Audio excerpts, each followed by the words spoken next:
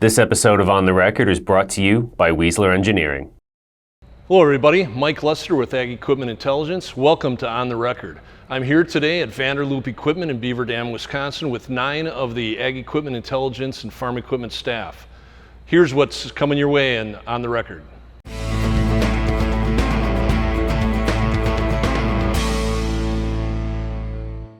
Kubota implemented a new policy effective May 17th, capping the number of stores any Kubota dealer can own per state. In a memo to dealers, Kubota said it is setting these limitations to maintain the integrity of its dealer network, support the local dealer of choice philosophy, and promote transparency through the growth process. Some reasons given in the memo for the new policy included to promote healthy intra-brand balance and maintain a strong market presence on a state and national level, and maintain the integrity of the dealer network and continue to have a favorable mix of high-performing single and multi-store entities. The memo included this table showing how store ownership is limited per state.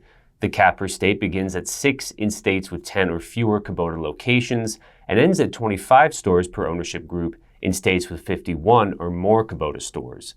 The policy additionally limits the number of total Kubota locations one ownership group can own to 50 nationwide. According to one Kubota dealer, it's helpful for Kubota to share the philosophy and approach to dealer expansion. For small states, a dealer can go up to 6 stores, which would allow them to potentially own all the stores in one state. The philosophy is consumers need at least one other option to purchase the Kubota brand. For small states, they can typically cross state lines reasonably, so it's not total control of a market to own all the stores in a small state. A large state like Texas would be quite different. Another Kubota dealer said, "There is a lot to consider. I think it is reactionary on Kubota's part and creates as many problems as it corrects. That said, I know that Kubota is instituting this policy in what they consider to be the best interest of the dealer network." One Canadian Kubota dealer said this policy had not been posted to the Canadian Kubota dealer website and did not seem to be in effect in Canada. Kubota Canada didn't respond to a request for commentary in time for this newscast. George Russell, founding member of the Machinery Advisors Consortium, said this policy may indicate Kubota wants its dealers to sell a wider range of Kubota equipment in their current area versus pushing to expand their territory with only their current Kubota offerings. And my observation about Kubota is that they've made a conscious decision as we want our dealers to get deeper into the area that they have, and a limitation on size kind of signals that their focus and as they add product lines. So that looks like a natural reflection that is selling more a broader product line that Kubota has in the geography you have rather than getting broader. In a statement to Ag Equipment Intelligence, Kubota said, "To foster healthy competition in the industry, Kubota is in favor of a balanced approach which allows for managed growth by dealer owners, while also requiring reasonable limits on the concentration of ownership at a state level. Our dealers will be the first to learn of any further developments on this matter." For more dealer commentary on this new policy, you can head to the Farm Equipment website. This week's Dealers on the Move include Skyview Equipment and RDO Equipment. Two-store Missouri and Kansas New Holland dealer Skyview Equipment recently consolidated its stores, including its distribution business, under the Skyview Equipment name. John Deere dealer RDO Equipment finalized its acquisition of Rocky Mountain Transit and Laser this week, expanding its construction tech solutions offerings in 8 locations across Idaho, Wyoming, and Utah. Now here's Noah Newman with the latest from the Technology Corner.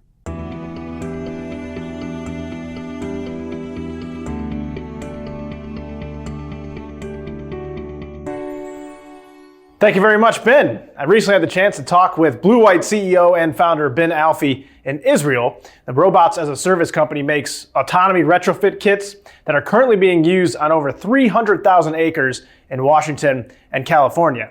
Alfie says autonomy is here. It's not a dream anymore, and it's not only saving people money and time, but it's also doing something that he says probably doesn't get talked about enough. It's keeping people healthier. There is no reason for people to be near tractors running and spreading chemicals. And the only reason there is no regulation about it is because there wasn't any other option. Now we have options. So it will happen, and it should happen. You know, both of us have been in airplanes where people smoked inside. And today we think, oh, how the hell did that happen? So this is the only thing that I think that will happen much faster, and we at the ecosystem should push everybody to transform as fast as possible, because we need to have a healthier life, all of us. Definitely an interesting take, and Alfie had a lot of interesting things to say during our conversation. You can catch it at precisionfarmingdealer.com.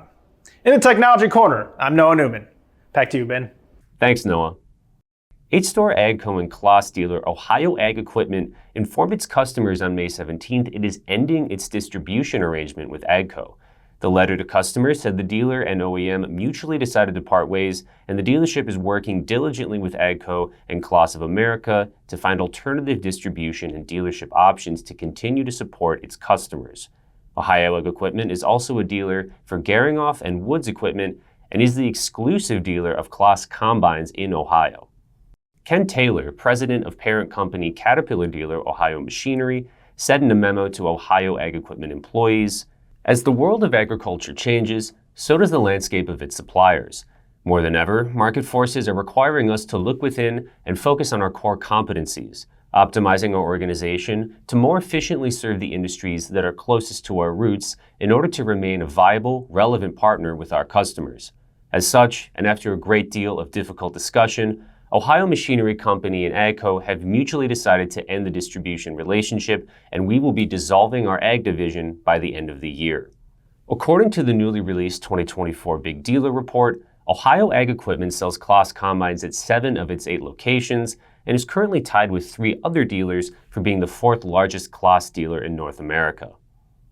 AGCO and Ohio Ag Equipment will announce the replacement and successor plans for the dealership on or before July 1st of this year. Deere & Company's production and precision ag net sales were down 16% year over year for the second quarter in its recently released earnings. Josh Rohleder, Deere's manager of investor communications, says the decline is primarily due to lower shipment volumes, and that was partially offset by price realization. Noting that the industry is coming down from a period of high demand, Corey Reed, president of Deere's Worldwide Agriculture and Turf Division, says historically the industry would be slow to react to that change. He says, "Often we would drive higher levels of field inventory to the detriment of the following years. Within Deere, we're managing this year differently, which is a testament to the fact that both we and our dealers have learned from the past cycles. This is probably best exemplified by our decision to underproduce large tractor retail demand in North America in the back half of the year. We ended 2023 with really low levels of large tractor inventory, but we think it's prudent to drive those levels even lower as we close out our 2024. The key here is that by staying ahead of demand changes, we're giving ourselves the optionality to react most efficiently to whichever way the market moves in the next year." For fiscal year 2024, Deere forecasts large ag sales will be down in all regions. Rohleder says, "Across all our major markets, we see continued softening in grower sentiment as the combined impacts of rising global stocks, lower commodity prices, higher interest rates, and weather volatility weigh on customer purchase decisions. Amidst this backdrop to rising uncertainty, we're seeing customers exercise greater discretion in their equipment purchases, which is reflected in the changes of our industry guide this quarter." In the US and Canada, Deere now expects large ag equipment sales to be down 15% for the fiscal year 2024. Rohleder says the declines reflect further demand reduction in the back half of the year, primarily in large tractors. He also says increases in used inventory levels, particularly for late model year machines, are impacting purchasing decisions. But these headwinds are partially offset by fleet fundamental tailwinds, including elevated fleet age, stable farmland values, and strong farmer balance sheets, he says.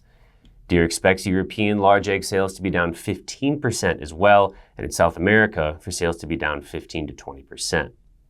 This week's DataPoint is brought to you by the 2024 Dealership Mind Summit. Sales of new combines in Canada are projected to decline 20% in 2024, below the 5-year average.